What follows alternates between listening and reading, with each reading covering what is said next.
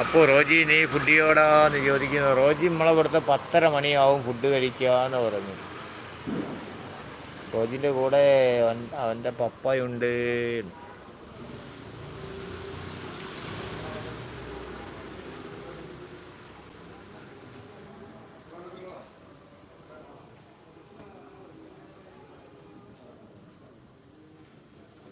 റോജിൻ കഴിച്ചില്ല അപ്പൂസേ, എപ്പോഴാ കഴിക്കണേ,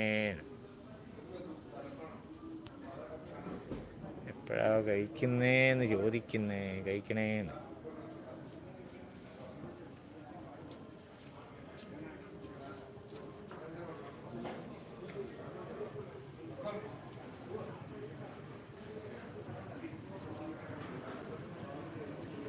ഓട്ടോ മാമൻ. അപ്പോൾ റോജി നിനക്ക് എങ്ങനെ എൻ്റെ പേര് അപ്പൂന്നറിയാം? അറിയാത്തത് കൊണ്ട് ചോദിക്കുവാട്ടോ. അപ്പോൾ ഈ ഏട്ടൻ വന്നാൽ കഴിക്കുംടാ, അതിന് വരണ്ടേ? അളിയ ബാത്റൂമിൽ ഇരുന്ന് ഉറങ്ങിപ്പോയോ കണ്ണൻ?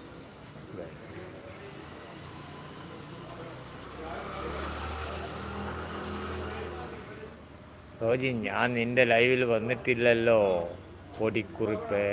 കുരിപ്പേന്ന് പറഞ്ഞ് ചിരിക്കുന്നുണ്ട്. അതേ തന്നെ വരുന്നവരെയൊന്നും ഓർമ്മയില്ലാണ്ടായപ്പോൾ.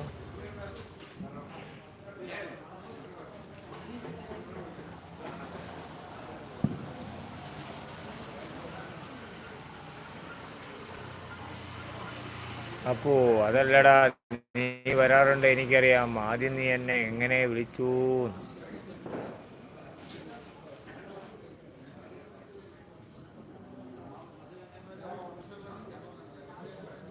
വിശക്കണോ? ഇതൊരു അത്ഭുതമാണല്ലോ. ഇന്ന് വൈകുന്നേരം പുറത്തേക്ക് പോയിട്ട് ചായയൊന്നും കാര്യമായിട്ട് കുടിക്കില്ല.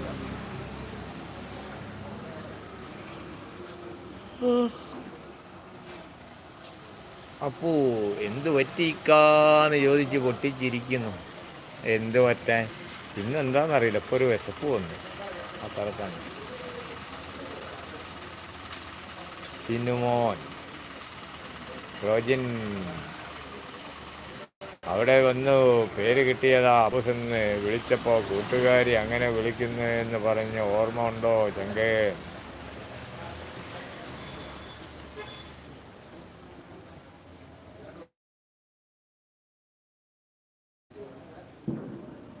ഇന്ന് എന്താണെന്നറിയില്ല, ഇന്ന് ഇത്ര നേരത്തെ ഒരു അലാറം എനിക്ക് മനസ്സിലാവുന്നില്ല. ഏതായാലും കുറച്ച് ചെയ്യട്ടെ.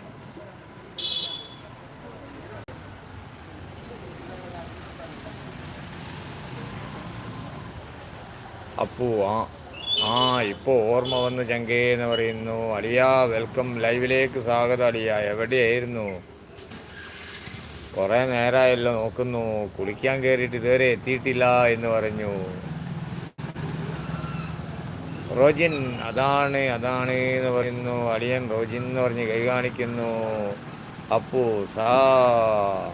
എവിടെയാണ്? ഒന്ന് വാ. അളിയാ ഫുഡ് കഴിക്കാൻ നേരം വൈകിട്ട് കരച്ചിൽ തുടങ്ങിയതാ. അതാ ഒരുത്തം പോണതാ കളിക്കാൻ.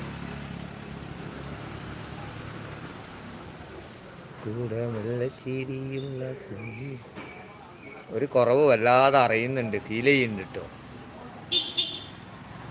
അപ്പോ റോജിൻ സജീഷ് ചങ്കേന്ന് വിളിക്കുന്നുണ്ട്. അപ്പോൾ ഈ നേരത്ത് കളിക്കാനോ? അതെ, ഞങ്ങളൊക്കെ പോലെ 10 മണി മുതൽ 12 മണി വരെയാണ്. അപ്പോൾ അത് നിർത്തിയതാ. സജീഷേട്ടൻ ആരാണ് അളിയാ സന്തോഷം ആഗ്രഹിക്കാത്തത്? അരമണിക്കൂറൊന്ന് മാറി നിൽക്കാലോ എന്ന് പറഞ്ഞ് ഓടുന്നു.